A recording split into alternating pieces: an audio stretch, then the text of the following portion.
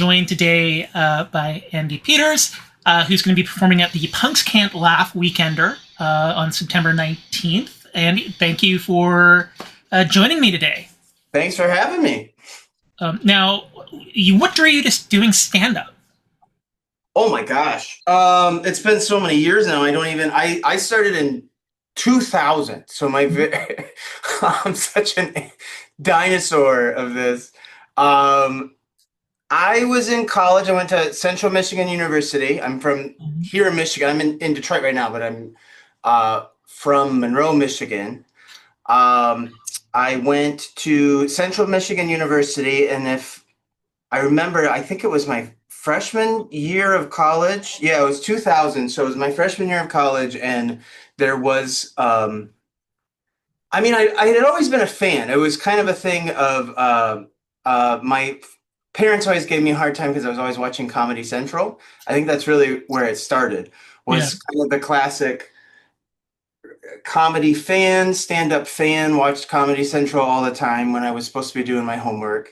And had an inkling that maybe I could do it, or maybe like it wasn't so much the storybook like I can do that better or like this is my dream or anything, but I remember kind of like feeling like I was studying something that was going to be important later. Like I was kind of watching stand up, uh, I don't know, and figuring it out and figuring out how it worked and how to do it. And then my freshman year at CMU, there was a newspaper article that was essentially Colin Quinn, who was on SNL Weekend Update at that time, was coming to our school and doing the sports arena, which was Rose Arena where the basketball team played.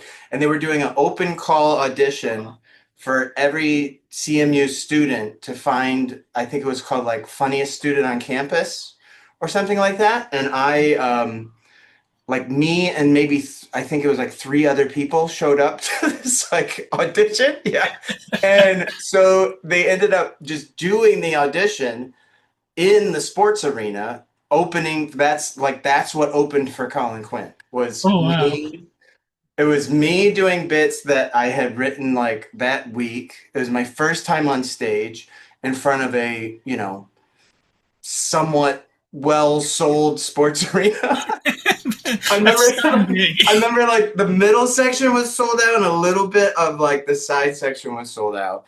And like it was just like, and I think I was like first in this contest, and they were just like, we're gonna start this contest now. Andy, this kid named Andy Peters. Oh, And then, jeez. yeah.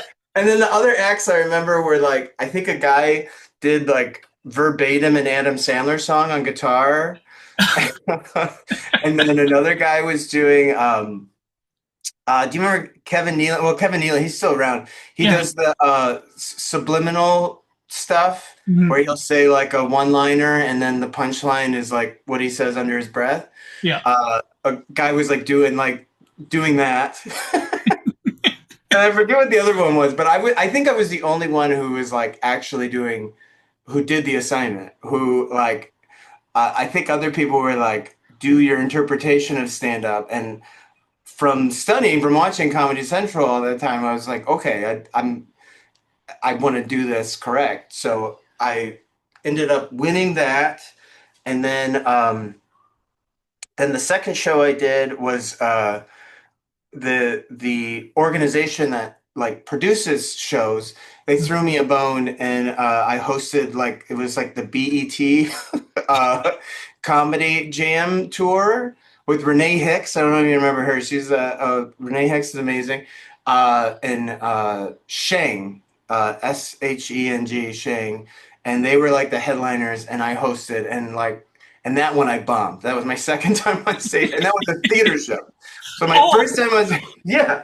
So my first time on stage was a sports arena, and the second time was a theater, and then I didn't do stand up for a long time after.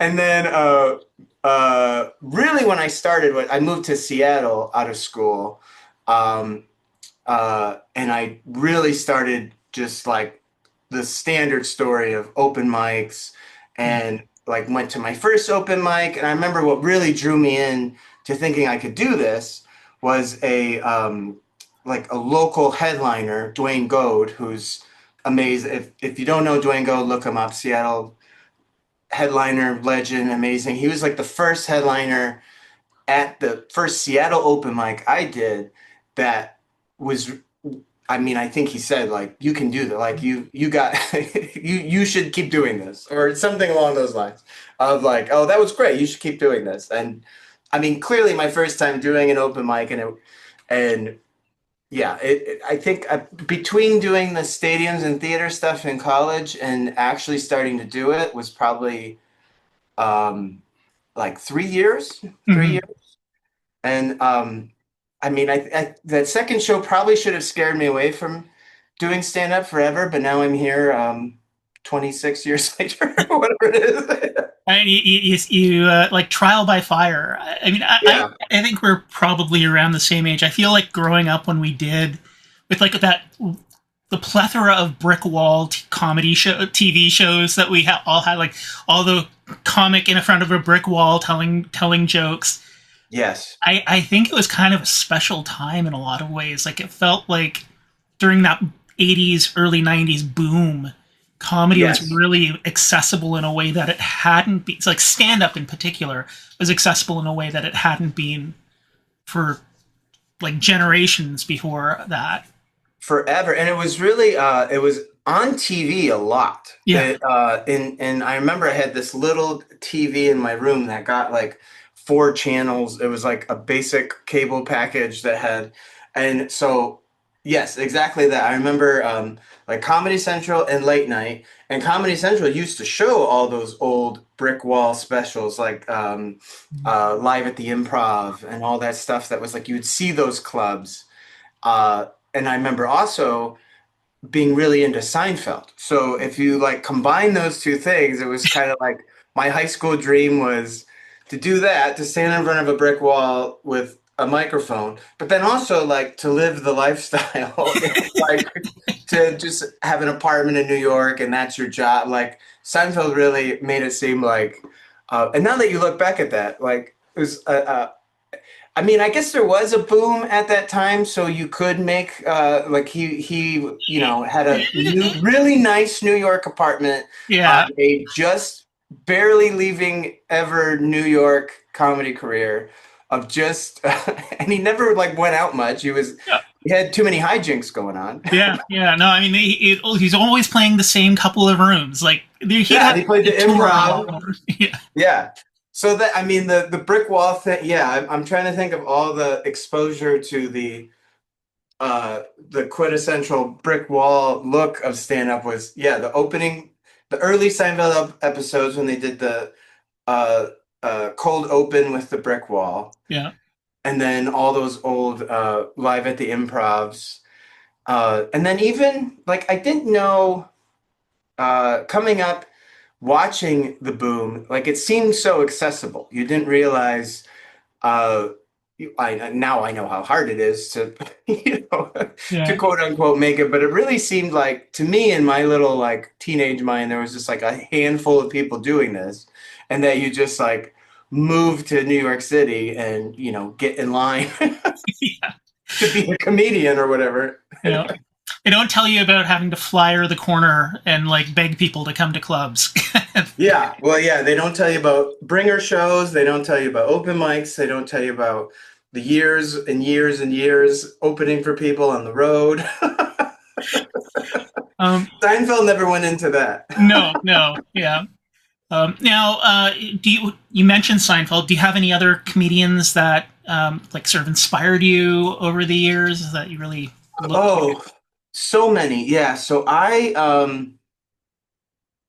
was really into as a kid British stuff and silly stuff. And like Monty Python's my favorite film of all time and I got really into um, that style. So I think, and again, that was Comedy Central. I mean, Comedy Central in the '90s.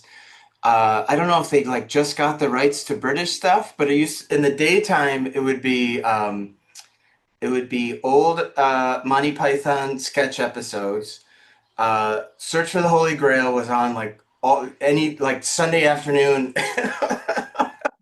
You could see that, and then specials, and then that show Absolutely Fabulous and Faulty Towers and all those British sitcoms, like the silliness and the style of that, of uh, all those guys, John Cleese especially. Like John Cleese, probably well, definitely my favorite Monty Python, and then through Faulty Towers, um, sort of early on, modeled kind of my uh, stage presence, so to speak, off of that, or do like the higher energy stuff I would do was very silly British inspired. Mm. I also like a lot of old time. Later in my comedy career, I really got an appreciation for like the old school, like Zinger style, like Catskills, Yeah. Phyllis Diller, Charlie Callis, all those old school cats. That whole scene, I I don't know how there's not like 15 documentaries about the Catskills and the early boom of, even before what we consider the boom. There was like Mhm. before stand-up comedy was even a term. Comedians would perform in jazz clubs, strip clubs, vaudeville club, like little theaters, and the Catskills was just like this like rich people hangout in Yeah. upstate New Yeah. York Like that people had, would go camping in the cabins, and then they'd have like all these yeah. comedians touring the And different then it was like, camps. and then you'd go see like Don Rickles and Yeah. like these amazing lines. Like you look at those old show posters. That's what really got me into it, was the great art on those old show posters. And then you would look at the lineup, and it would just be like legend after legend after legend, like Charlie Callis, Don Rickles, Pete Barbuti, who is like I think he still holds the record for most Tonight Show appearances. That's probably wrong. I mean, I shouldn't say stuff like that. Somebody Google that. Yeah. Well, we'll fact check. But I mean, that's a, like, I Mrs. Maisel was one of the few instances Mhm. where my wife and I sort of like our tastes aligned for a brief shining moment, where my comedy love and comedy nerdiness aligned with her sort of like mid-century modern, sharp dialogue kind of stuff. So we're Yeah. that second season where they go to the Catskills. I'm like, oh, we need an entire season all about this, and it's like maybe 3 episodes, and it's like felt so heartbroken because it's like, Yeah, and they did capture. I mean, they did a good job of um I think capturing what it was like to kind of be on the outside looking in of the Catskills. But yeah, I don't. One thing that always bugged me about that show was the I mean the stand up was written well, but it was also kind of like I don't believe that it like stage comedian like Lenny Bruce or anybody of that time period.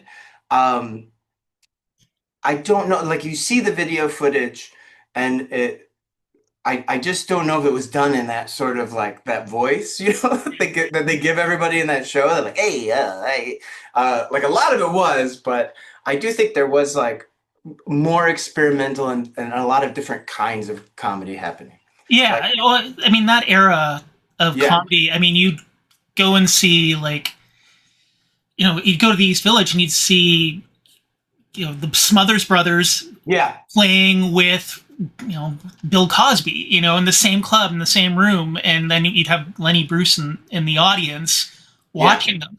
Like you had all these different diverse styles colliding, and it was an experimental and unique time that I don't know if we'll ever see again, but it was kind of cool in that you just had all these people trying something new. Yes, and I think one thing we've lost in modern stand-up is the whole showmanship of the show. I think that is the lost art form of comedy, is putting on, like you said, where you would, go into any room. I think, I mean, I take that back because a lot of that still happens in LA in like the Comedy Store. You can stumble in to the Comedy Store on a Tuesday at midnight and see these amazing full shows.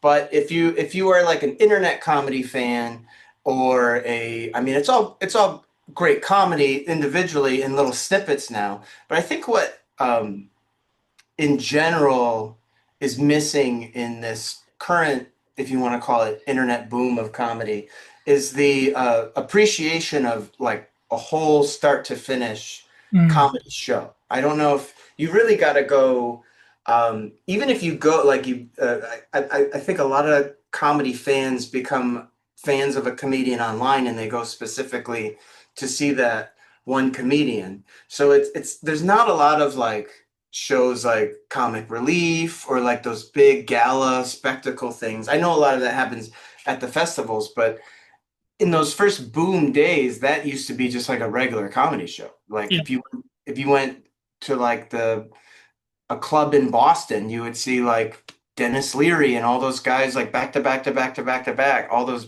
Boston now legends would just at one time were like I think they all started like upstairs at a Chinese restaurant and yeah, like all the San Francisco legends like Dana Gould and Robin Williams and all those people started at like a laundromat in San Francisco. So that uh I feel like I kind of toot my own horn as like the last I'm like an elder statesman of that of those of those types of shows.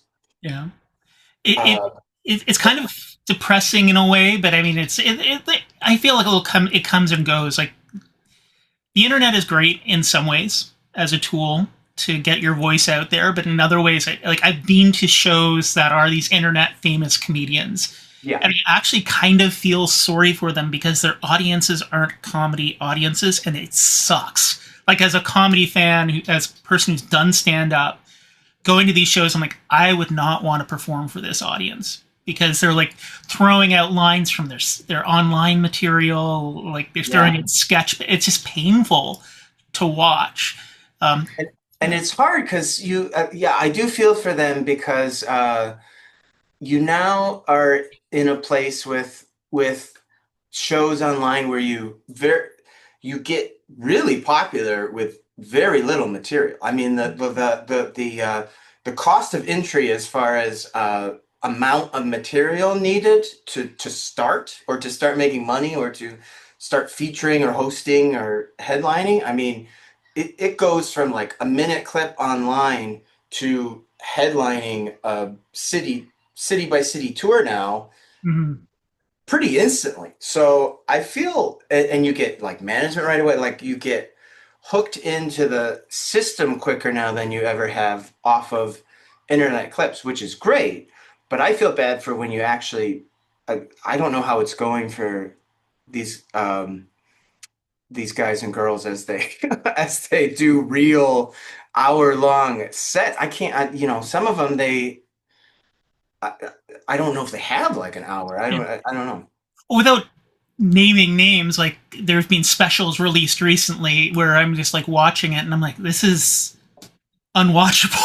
Like it's somebody who got viral, who's was picked up by one of the like circles of podcast virality, and they it's just they just don't have the material because they haven't done the reps. Yeah, And and it's it's really weird to see glossy, high value specials with no material on it. That's yeah, like that makes me sad as not just a comedian, but a comedy fan where like you're popular enough to now have a special, but the substance isn't there. Like it's yeah, there you're seeing Netflix specials with very little like joke, like real solid written out jokes. yeah. It's interesting. I mean, it's kind of I think we're at a weird inflection point because at the same time you've got like these really shallow, big budget productions, but then you've also got people who are able to produce on a micro budget much more easily than they used to, like get out a special or an album. Yeah. So it's kind of the best and the worst of times all at the same time in a lot of ways. Well, and I like that you say that. I mean, we kind of dug into the negative of the internet, which is like small amount of material, but uh the access is better than it's ever been to your fans, to your audience. Like that's what's exciting. You can just now there isn't any waiting anymore. Like I feel like that was a big thing when I first moved to LA was you did these showcases and you auditioned and then you waited and then you saw if you got passed at the Improv or passed at the Laugh Factory and then like you see if you're in the club, right, so to speak. Like you get your ticket to come back and then you wait and see some more and then you audition again, you wait, see some more. That I feel like that's completely gone in stand up. If you get that rejection, if you do, I mean, you still go to LA and still do the showcase stuff, and you're still trying to do new faces at Just for Laughs. You're still trying to do all that stuff. But if you don't get that stuff now, it's not like, oh shoot, that takes a couple of years off my career. I gotta try again, try again, try again, because those used to be the milestones. Now there's nobody telling you what the milestones are. You get a camera crew together and you make a 3 camera shoot in a small club and you light it well and you mic the audience well and put it on the internet and see what happens. Like Yeah, that's exciting that that you can do that. And I do feel like um, the internet, not so much the algorithms, but the true comedy fans on the internet are like weeding out better than, I don't know, Netflix executives or whoever makes those decisions. I think the true fans are weeding out the specials on like YouTube better, and you are directed as a fan to the ones that are really good. And I mean, I don't want to like uh, trash talk internet comedians. I mean, I mean, I wish I was one. I mean, you look at somebody like I'm say trying Josh, to be one. yeah, like Josh Johnson, new Exactly. hour every week, and they're Yeah. gold, and there isn't a dearth of material, so it's not all bad. There are good ones, but like you said, Oh, there's yeah, amazing. Jeff Osmus, he's a guy that I discovered online that is like, I think brilliant, like one of my favorites right now. And yeah, Josh Johnson, yeah, there's so many guys that you see make that transition from like festival, just people that you know from different festivals and smaller shows, and that are really I'm always picking the brains of the people that get a lot of viewership on the internet because it's such a one of them needs to write a book or something on how to do it because it's yeah. such this like hidden secret, the cracking the algorithm I don't in comedy is Yeah, now this thing that we're all trying to do, and there's no right or wrong way to do it. You just gotta keep throwing spaghetti at the wall, you yeah. know. And as when you figure it out, then the next week the algorithm changes and it's an entirely new story. Yeah, Um, so moving away from the internet for a sec, sure. you're from Detroit. You lived in LA. You moved back to Detroit. Like these are two very different towns, two very different cities. Like Detroit, gave us Motown techno, big foundational element to the proto punk and movement. Then you got LA with its hair metal and LA metal and West Coast hip hop. Yeah. How do you find the comedy energy difference between those two towns? How do you feel like that sort of the local spirit has infiltrated or inundated the comedy scene the way it did music, or what's it like the difference between those two towns?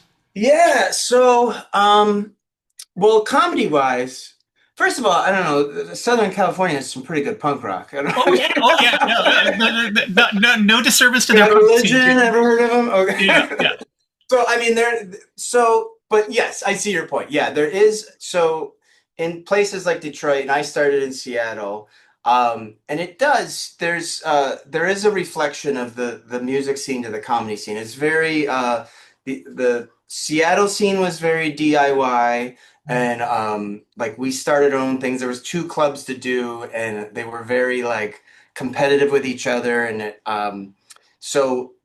Uh, my friends started like the first like alternative indie kind of DIY punk rock comedy scene of Seattle, and I was lucky, or they were nice enough to let me be a part of that. So that was cool. But that very much felt like it was the first wave, and this was probably like '05, '06 when it like when alt comedy first became a phrase. I remember that's kind of maybe the time that I first started hearing it. Oh six, oh seven, Mm, and like we just thought we were putting on comedy shows, and then these like buzzwords started to float around it. But yes, the difference between those scenes is that they're actual scenes. Like Detroit has a very strong core comedy scene, and it's very sad. We just lost our cool indie. It was called the independent comedy club. Hopefully, will be reopening in some fashion or have pop ups or something. But yeah, very sad here in Detroit. It was a cool scene out of this place called the Independent that just they their lease was up or whatever, and they mm, are no longer a place. So that's a bummer. But they still have a strong. There's still a core kind of do-it-yourself attitude of. Well, now you have things like Don't Tell Comedy and internet things that are still like grassroots in their essence and kind of a do-it-yourself. And LA, there's pockets of that, but I wouldn't say that LA as a whole is a comedy scene. Like the mm, smaller markets and like I feel like I came up in a class of comedians from Seattle. Like I have a group that like I came up with those people. And Detroit has that now where I see like young comedians that like they are forming shows together and doing that. And I feel like this like old man coming back into town. Like none of these new comedians that started in during COVID have any idea who I am. So I came in and I'm like, stage time, please. And they're like, oh, okay. Okay, weird old bald man. But when I started in Seattle, it was a very core, like get a lot done in a short amount of time, put on your own comedy shows kind of thing. And I tried to bring that energy to LA, but that LA, you get so spoiled as a comedian in LA that you can really get complacent. Like mm. unless you start your own thing and start your own show in LA, time can really pass you by. That was starting to happen to me. Like I ran a show for 10 years in LA, in a speakeasy behind a barber shop. That was like a cool show. But so you really in LA have to form your own little pocket because there's the biggest clubs in the world are there outside of New York. The improv's there, and like I mean my first week in LA, I remember like Adam Sandler was hanging out at the improv and the night I was doing like my showcase to audition and like I remember like Dane Cook was there just like hanging out and like you that's your introduction to LA comedy is you walk into the improv or the Laugh Factory or the Comedy Store and you see people of that caliber and you're like okay I'm in the big I'm at the show now. I'm at the big dance now. um so that's like it's kind of like a LA's a sink or swim mentality and small comedy scenes like, there's so many. Chicago, Nashville, all those scenes and New York I think is the same. New York's more of a grind of you're really uh you can have your friends in comedy, but really you're grinding out as sort of a sole proprietor of a comedy business every night. You're trying to get your business in front of as many shows as possible, and you're jumping around town. I feel like I've never done the New York thing, but I feel like New York is the gym, like the grind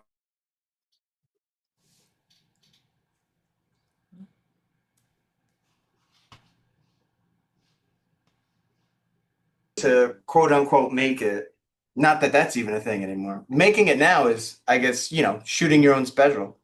Yeah. Well, I know I have friends who do the New York scene where they'll literally do like 4, 5 shows a night, and I'm like, Oh yeah. how do you do? But it's so easy to get around, and there's so many venues if you know the Oh right yeah. people. And that's like standard. And then you get if you're there long enough, you're doing like 8 shows. And I know like uh Mark Norman would on a regular night would do like 7 or 8. Like Yeah. those the real grinders that are in at every spot, they would like schedule out their night and really uh I don't know how you do that. I've never done that. I would that's on my like comedy checklist of regrets that I never did was the New York style doing stand up because you just get so I do a lot of festivals and when New York people do those festivals, you see it. You see that grind in their work and they are just flat out stronger comics than everybody else because of repetition. It is like that's why I call it the comedy gym because you're Yeah. putting in sets, you're putting in reps and over again you have no choice but to be really, really good at your craft if you commit the time to doing it 8 times a night. I mean, that's the thing that does not happen in LA. LA, you do, I mean, you know, eight eight sets of in 2 weeks would be within the span of 2 weeks would be amazing. Yeah. Well, Uh, there's in the Kids in the Hall uh, book about their life, written by Mike Myers' brother. Actually, they talk about how Lauren took them out of like the Rivoli, which is like kind of back in the day was kind of like a punk rocky kind of venue here in yeah, Toronto, and sent them down to New York to like, okay, you've had hometown advantage. Now you need to like hone yourself and like had you know it had them doing a weekly show down there, and it's like yeah, it's that those audiences are hard. right. like when they like you, but when they don't like you, you are up Oh yeah. against a wall of faces, kind of thing. Yeah, I thought well, I was probably like 5 years in when I visited New York. I've done shows in New York. Out of Seattle, I was probably 5 years in, and I mean, I probably had like won a contest or something, and I thought Mhm. like, this is it. I need to get to New York and try it out, and it was exactly that. It was like the Seattle audiences are so, appreciative and kind and like and really laugh when they're supposed to laugh and like are supportive of the scene and come to shows. And yeah, and then you go from that to New York and it's like cutthroat. I remember like one of it was it was Dangerfield. Mhm. Uh like I bombed hard at at Dangerfield. No Yeah, respect. it was No like a respect. New York bombing. Like somebody in the audience said that like my style was like nine. He kept saying like 90s. Like my style was like 90. Like I didn't know what he was saying. He was heckling me by just going like 90s or like he didn't finish like the 90s called and they want their act Yeah, back. Like yeah, that's the heckle you're trying to do, man. He just kept going 90s. But yeah. I mean, maybe I am a little 90s. Hey, there's worse decades to.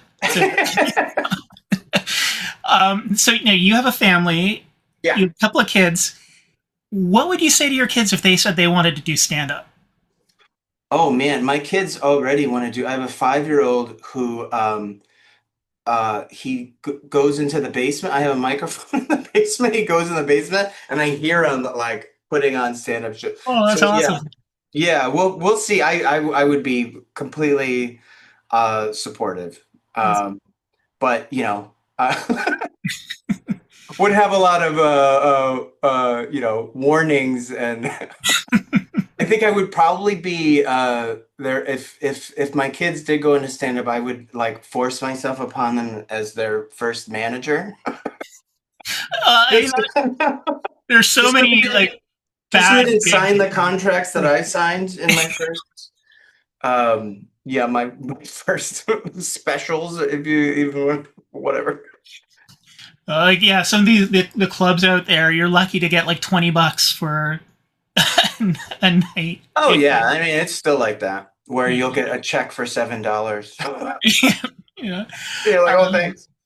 yeah, like I guess between this, the drink ticket, and the free chicken wings that I got, that'll Yeah, get me through till tomorrow. exactly. uh, now you're visiting Toronto. Are there Yeah. any other places that you perform that really sort of stand out, like fun road tales that you might have from your time Oh over here? man. Yeah, well actually I did want to say this. I think I'm pretty sure this is my first time performing in Toronto. Oh, cool. Yeah, I've done a few places in Canada, mostly on the west coast or west side. I don't know what you say in Canada. Yeah, West You Coast. say west coast, Yeah, west yeah. coast, yeah, Vancouver and those areas. Um, Uh, but yeah, I mean, that's a fun comedy town, Vancouver. I always have a Chicago is probably my favorite stand-up city. When I was really working the road a lot, Zany's in Chicago was my favorite club.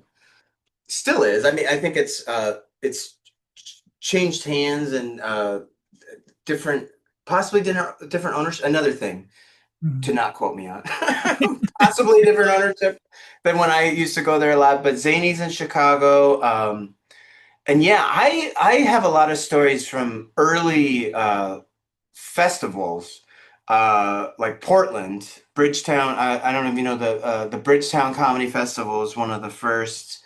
Now there's every city has a festival of some sort, comedy festival. But the funnest like summer camp feeling comedy festival that like where I met all my friends that are still my friends that all these hijinks. I remember running around Portland with Andy Dick. He came one year and did just for laughs and would just like wreaked havoc upon Portland and all of us local. I was a Seattle comic at the time, so we used to go down to Portland. Yeah, I have so many Pacific Northwest. The Seattle scene was super fun. It was an amazing. It's still an amazing comedy town. It was an amazing place to start. I'm so happy that I started there, and just that pocket of comedy and the festivals that used to happen there, and so many. Oh, Denver. Denver is an amazing comedy city. A lot of close comedy friends of mine. And people are starting to move to Denver. Denver's like a comedy destination now. I know Rory Scovel just moved to Denver, Oh and wow. yeah. So that scene has always been really strong, and there's a place there called the Bug Theater, and the Grolics. Those guys are really close friends of me, and they had a festival for a long time that I think just wrapped called High Plains. That was one of the early, really cool. To me, a festival is when many comedians are all hanging out along one street, and all the venues are up and down a street, and you just go to show to show to show and see all your friends. That's what Bridgetown felt like. Wow. Um, yeah, a festival. The idea of a festival, a comedy, strictly comedy festival, uh, has gotten really big. Like the last couple I've done, they're very like big and corporate now, and I miss the DIY-ness and the one area of townness of like a High Plains and a Bridgetown. Yeah, I being in Toronto, we had our Just for Laughs here for Yes, a lot of years. I mean, it's back now under new ownership, right. but yeah, there was a while where you could sort of like tap in. So if you go to a show, you get a credit back. So I would just literally take 3 weeks off and do 4 or 5 shows a day. Like I'd start the early show, go to like Andy Kindler's like alternative show, which is like at midnight, and be Yeah, home at 2. And my wife is like, "How are you doing this?" And I'm like, "I don't know." I mean, I was already too old for it at the time, but I pushed through, yeah. and that was fun. But yeah, it's not the same. I mean, the new owners seem to be doing a good job of rebuilding, but they don't have that same ability to get in and out of shows and see a whole bunch of people you never thought you'd see performing Right. at the same time. I remember having that feeling. I've done two South by Southwest in Austin, and it's a lot Mm, like that, where you're just all night doing shows, and you're going a little crazy as the night goes on. And I did do a Just for Laughs in Chicago when I used to do the Chicago Just for Laughs, and it that one seemed very spread out, like it was all yeah, over. That was the first festival that I did that I was like, I don't know where I'm going or what I'm doing. Like I remember like walking through Chicago, being like, where I wish everything was on one street. It was a big, but yeah, I miss those. But uh, yeah, but to bring it all back, this festival in Toronto is a cool mix mm, of punk rock and comedy. And the last uh, festival I did, like this, was a fest in Florida, Gainesville, Florida. mm, That's probably my current favorite place to do comedy. Is I've done three of those now, And that's how I met this crew, Gabe, who puts on these shows in Toronto. A lot of these same comics. I know John F. O'Donnell is doing this festival, and we were hanging out last year at Fest in Gainesville, and so it's kind of like that. But punk rock is at the forefront of that's a big music festival that Hmm. has comedy. So I'm excited to see how this goes with comedy being the main course. Yeah, I've always found like the thing I really love about punk is the tongue-in-cheek element of a lot of the bands and a lot of the music. Like Yeah. it's message driven, but it's not afraid to take the piss out of the audience or the target or whoever. Or Like itself, yeah. There's itself, yes. a lot of self-deprecation in punk, which that I relate to a lot of the lifestyle of a lot of those bands, and I know they do to comedians too. When we hang out at punk festivals that have comedy, and you talk with the musicians, you really have this symbiotic relationship of like the same kind of putting on your own shows, doing the road, making your own albums, doing everything yourself, selling your own merch. All that stuff goes hand in hand. So it's really like a perfect match. Yeah. One last question for you. Okay. Now, if you had unlimited budget, all the Mhm. support in the world, and you could do one project, big or small as it could be, what would that project be? Make a movie. I've always wanted to. Yeah, I mean, if you're talking endless budgets, yeah, I would definitely. I'm always whittling away at different. It would either be a like actually producing a TV pilot that I've already written, or just from scratch, just making a kick-ass indie film, Awesome. starring myself, directed by myself. Hey, worked for Kevin Smith. So, I mean, yes, yes. That's uh, what I mean. That's what I would do if I ever had money. So, like, yeah, if you just handed me an unlimited budget, I would just figure out how to make, yeah, do exactly what Kevin Smith did. awesome. Now, if people wanted to find you online, where they could they look? Yeah, andypeterscomedy.com is my website. At what is it? Classic Andy Peters is my Instagram handle, and also my TikTok. Awesome. And you are going to be on the 19th of September at the Bovine Sex Club That's for right. I Punx Can't never done. Have you ever been? I've never. I Oh just yeah, saw. it's changed a lot since I was there. I used to go in the '90s, and then I sort of like Yeah, retired from going to clubs and bars and stuff. It's a fun club. It's a good I'm space. just a stand-up comedian. I don't know what you're expecting, but it'll be It's silly just goof a 'em name. ups Yeah, it's and just a a name. sex There's no club. sex. There's no sex club going up. We had like a slew of. We had Sanctuary Vampire Sex Club as well, just down the street. That's Yeah, another one of my old haunts back as a old goth kid in the '90s. yeah, yeah. So yeah, we just had a lot of ex sex club, and there was no sex. It was just a trend in naming our bars. Yeah, what's with Toronto and yeah, Yeah, yeah. The no irony sex being, sex club. yeah, the irony the sanctuary one eventually did turn into a sex club, but now is completely nondescript. Yeah.